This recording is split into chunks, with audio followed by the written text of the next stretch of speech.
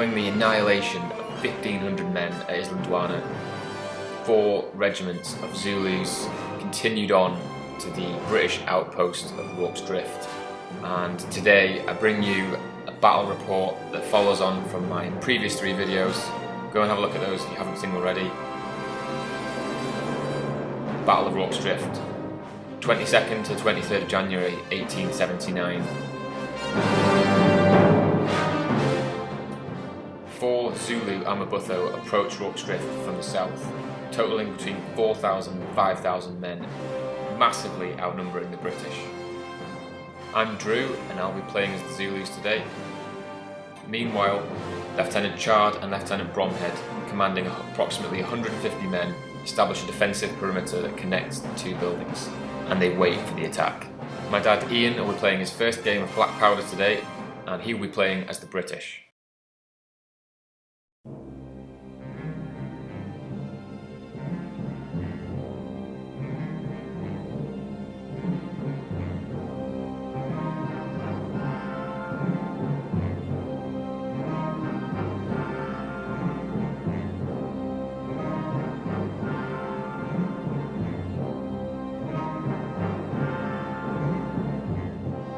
So, Zulu turn 1, they got off the mark really well, made some good progress towards the kraal on the east of the perimeter. In the centre, the unmarried Amabutho charged the south wall, didn't quite get there to get into combat yet, so they might get some pretty intense fire from the British in return. On the west though, the Zulus made great progress. 4 units all flying round to the west of the hospital and attacking the barricade, which is widely known as the weak point on the defences.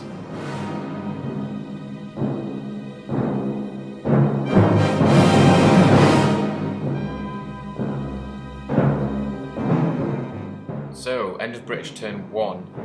They didn't do a lot of movement, a couple of rallies, and mainly shooting hand to hand. So the hand-to-hand on the west continues.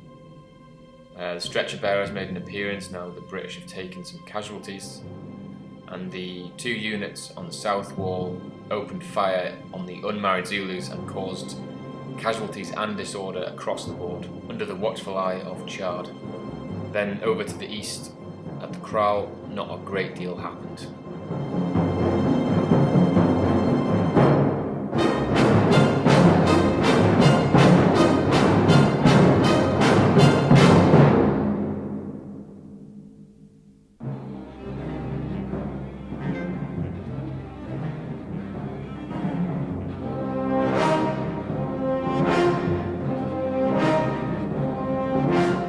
So the very stubborn chaps in the kraal managed to destroy the first unit of Zulus.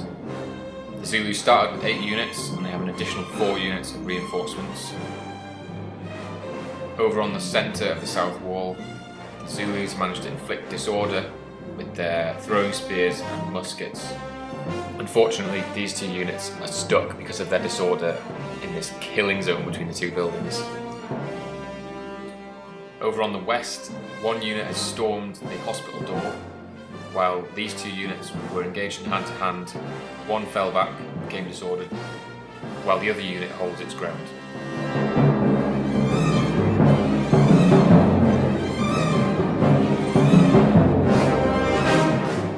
So, lots of shooting for the British this turn.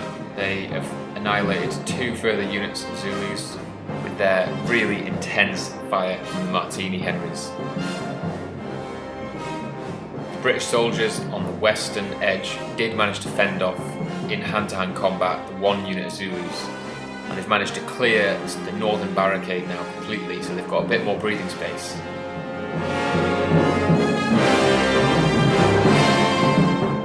I managed to forget to film the movement section for this turn, but I'll give you a quick summary.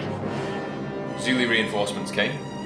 They've got all the way up to the kraal in one go, giving those guys a real hard time. The units on the north wall have been very quiet. The chaps on the south wall have repelled 1 unit of Zulus while the other remains pinned under fire. Over on the weak point, the British have managed to repel all Zulu attacks so far.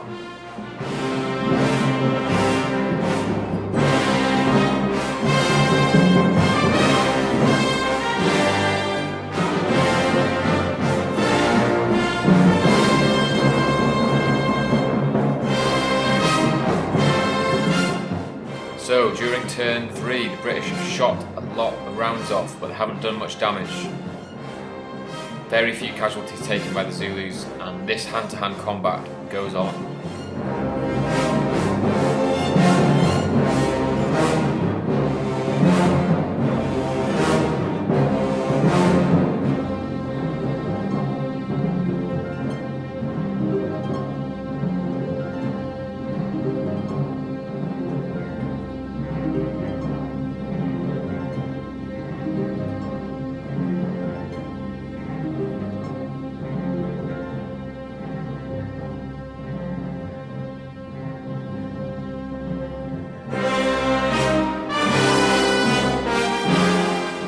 Zulus to the east have stormed the kraal again from another side. These guys are really putting the pressure on the British in the kraal.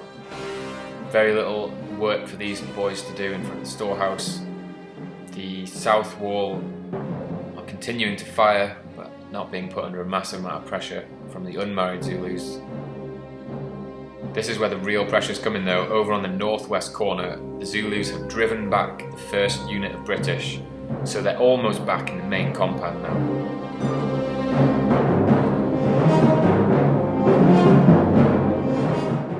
And here we've got 3 units of Zulus ready and raring to go. They're going to hop that barricade and storm that compound.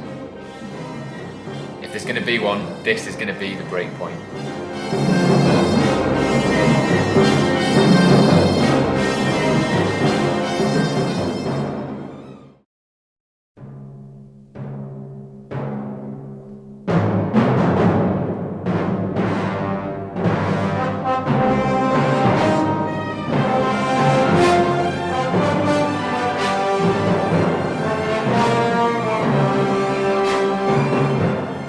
The British have continued to fire volley after volley into the Zulus to defend their position.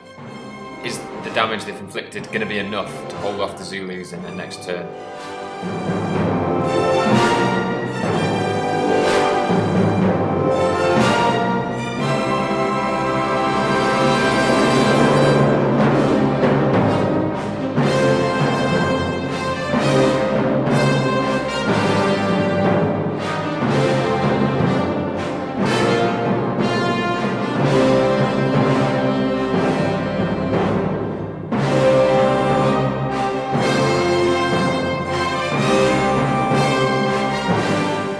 Right, now the Zulus are really getting stuck in.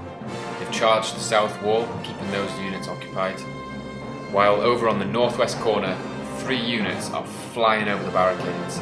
This is going to be a really good test for the British now.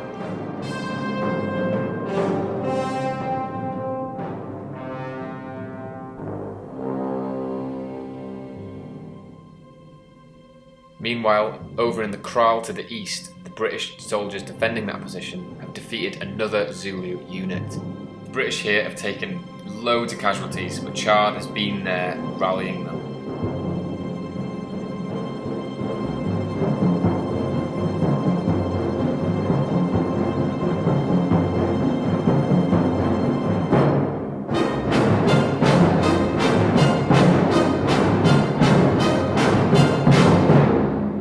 So, with very limited options in terms of things to shoot at, the British have been focusing on hand-to-hand combat, repelling the Zulus as best they can, just to try and hold that defensive line.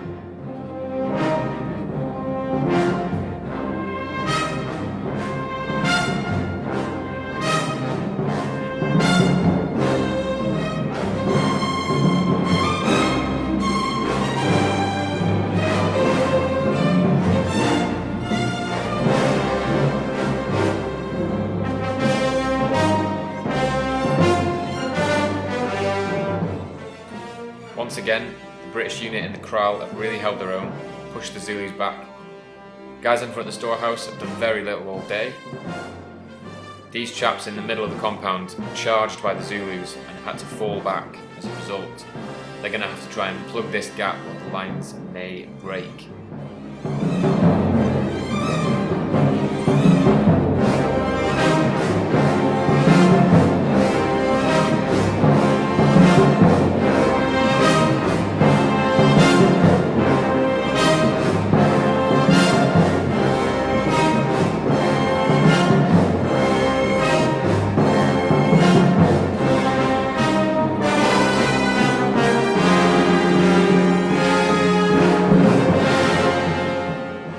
So that is the end of the game, and it is a British victory. They have successfully destroyed 50% of the Zulu units, which means that is game over.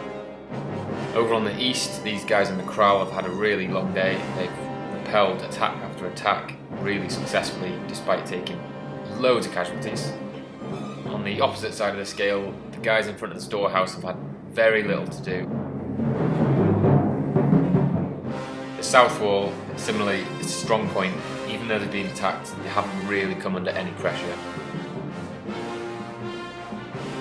But for me, the most exciting part of this battle has been this northwest corner, which has constantly just been battered and battered. It broke, it was plugged, and it was the make or break really of the whole battle. Which is actually fairly true to life, because this is the corner that fell first in real life.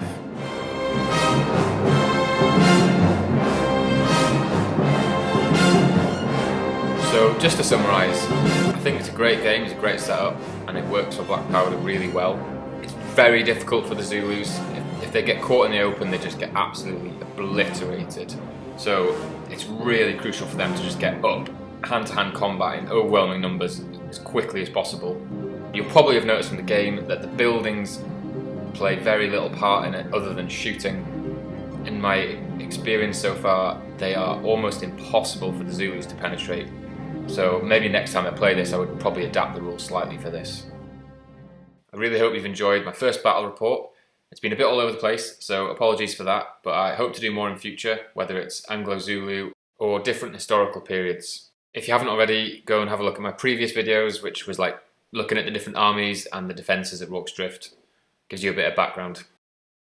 Cheers, and all the best.